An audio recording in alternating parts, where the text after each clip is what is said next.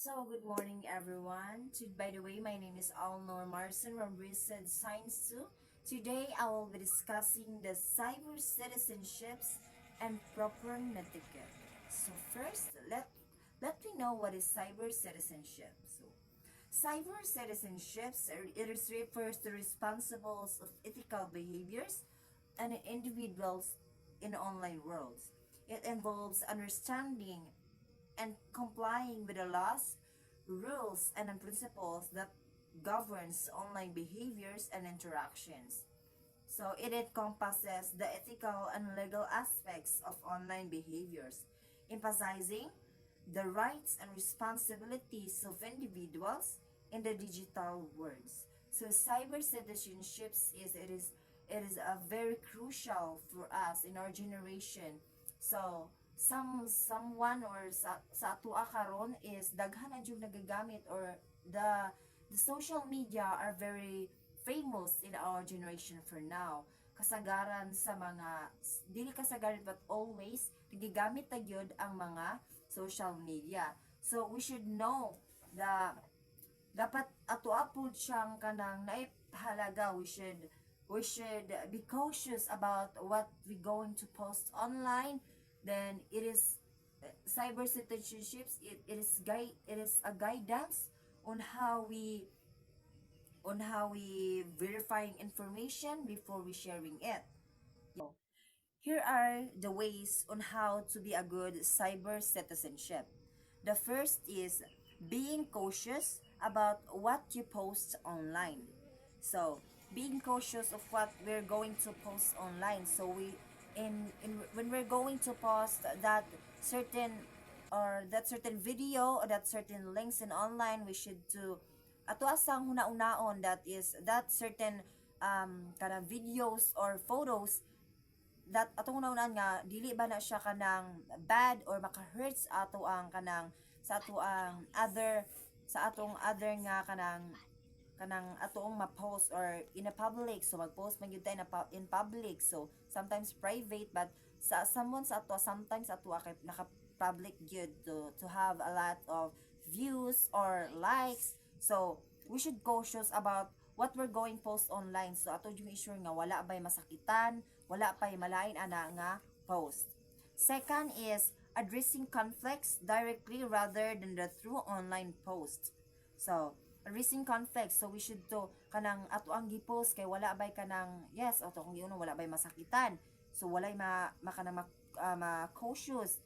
So the next is giving credits to source when using online information and schoolwork. So when we're going to use online platforms, we should to credit sources when using online information or schoolwork. So kanang sources, for example, sources of kanang the teachers will give us an online report or research. We should to kanang ug maghatag kanang information, we should to get a reliable resources, which is kanang ang taon nato kanang certain resources is not copyright or kanang murag copy paste ra nato. So dapat mag-cite ta, that was atuang nahibalan sa una nga mag-cite ta og kanang certain mga writers about, for example, according to 1945, according to ana siya. So mag-cite ta to avoid kanang copyright or copy paste information. So the next is verifying information before sharing it. So we should to verify information. So kani siya very important po ni siya, important thing ways to how to be a good cyber citizenship. So importante po ni siya, usa ka importante nga butang. So verify information before sharing it. So mostly of us kay makakita lang ta gamayng post in online, makakita lang ta gamayng post nga hala na unsa man ni siya, nganong nagtinigbasay man ni siya nagingon ani. So post dayon ta, copy paste, post i-post dito, wala ta gahuna-huna unsay sugod ana, unsay hinungdan. So kita we directly commented or mag-comment tag mga negatives, mga positive nga mga comments sa bisag wala ta kabalo unsa na siya. So we should to verifying information before sharing it. So the fifth one is the only sharing certain information. So when we sharing information, we should to consider a very concise or kanang tinuod nga information. So walay mga daghan nga pasikot-sikot. And then yes, we only sharing a certain information before we posted in online. This next one is avoiding uncomfortable situation. The next sixth one is reporting inappropriate behavior to trusted adults. So yes, when we're going to post online or we're going to share a videos, a link, so we should to kanang consider an appropriate, not inappropriate. So kanang mag-post in online or in online videos, mga online businesses. So a lot of kanang mga online sellers man good. So when we say focus on online sellers, a lot of online sellers nga kanang mga mangbudol kanang dili tinuod mang scam. So in this context, so we should to reporting inappropriate behavior to trust in adult. Kay when we're kung magkuan magud ka, kung magpost ka ganang mga ingon-ana nga dili kanang appropriate, bitaw daghan kag mga bashers dili nakatuuan sa mga adult. The next one is respecting copyright laws. So that's why mao to akong giingon ganiha, nga respecting copyright. So kung a teachers give us a research topic, we should to kanang kwaon yun nato ang mga reliable resources in which appeal po dito ang kanang mga author para dili ta makasuhan. The last one is only sharing authorized computer. So yes, mao to akong giingon ganiha nga authorized computer.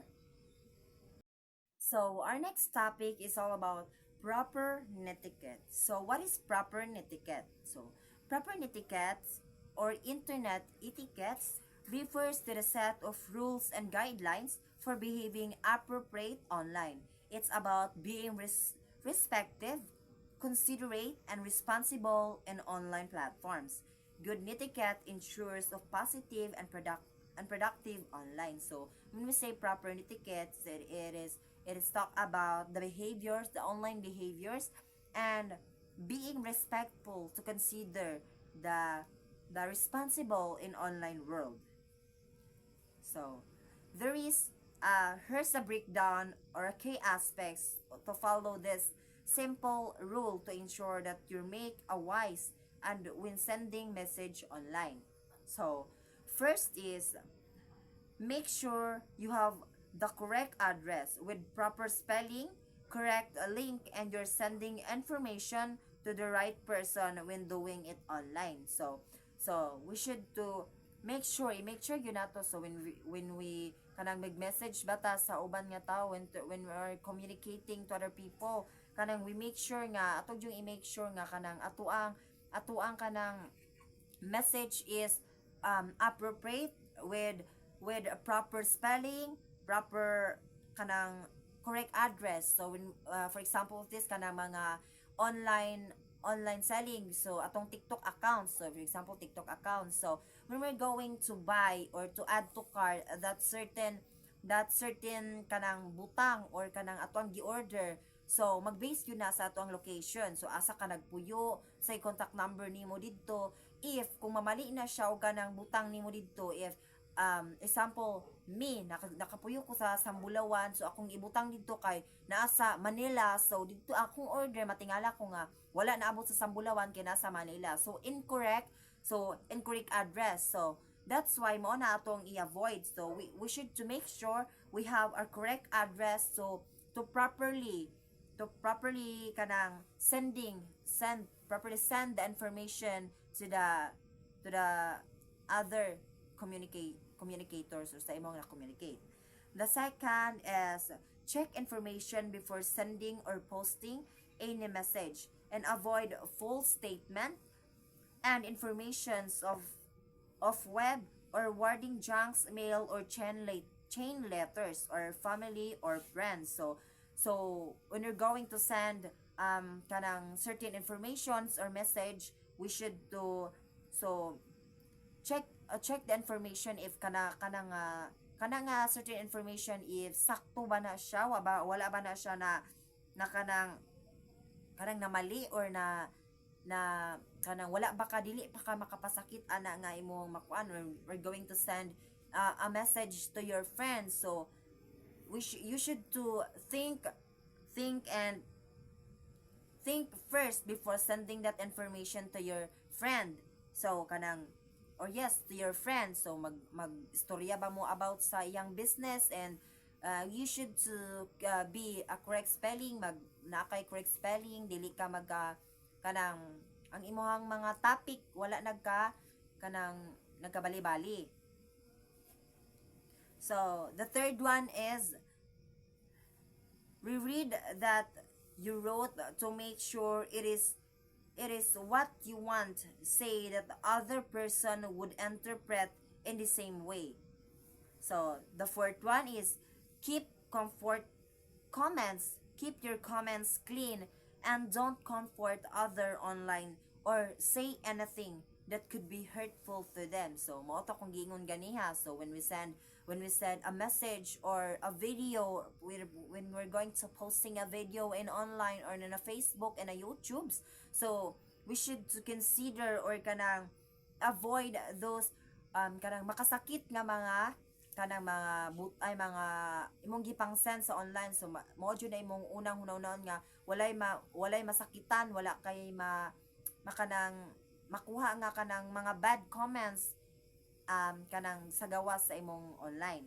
So the fifth one is keep your personal and friends information private, and don't forward information that was given to you without his or her permission. So mostly of us kanang nagchat gyud ta or natay ka chat with our friends, a family nga kanang importante kaayo, which is for example in our friends. So let's focus on online setting, classroom setting, kanang naghatag ang imong maestra o kanang grades nimo in online. So imong nag-share mo sa imong classmate without grade nga pila imong grade day ana dayon moingon siya nga ayaw nig itug-an sa atong classmate day. So that certain kanang information or that certain kanang inyong gi topic, so we should to kanang keep that information, kanang mapagkakatiwalaan bitaw ka without you should avoid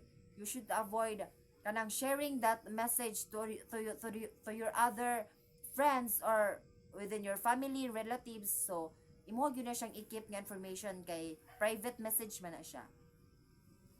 Yes. So the sixth one is watch out for spam on other friend or emails and reply to them. The seventh one is if you're going to write something personal or private, think twice before message can get misdelivered. So mo to kung giingon ganiha, when you're going to write something personal or private kanang mga message, think twice before you message can misdelivered, kanang dili siya ma-delivered. The last one is adults should monitor kids message, especially when they are sending email to other without permission. So that is one of them very important in proper etiquette. So should to monitor the kids message. So if kanang kids message siya kanang dili siya important, so we should to kanang or kanang mahilabot bang imuhang bata na kay anak or mga manghol, mahilabot bang bata sa imong cellphone nga kanang manghilabot ba sa imuhang message or kuan. So dapat you should to keep permission to that certain person nga imuhang kuan. So that's all for my report, and I hope you gain more knowledge about my topic, and God bless.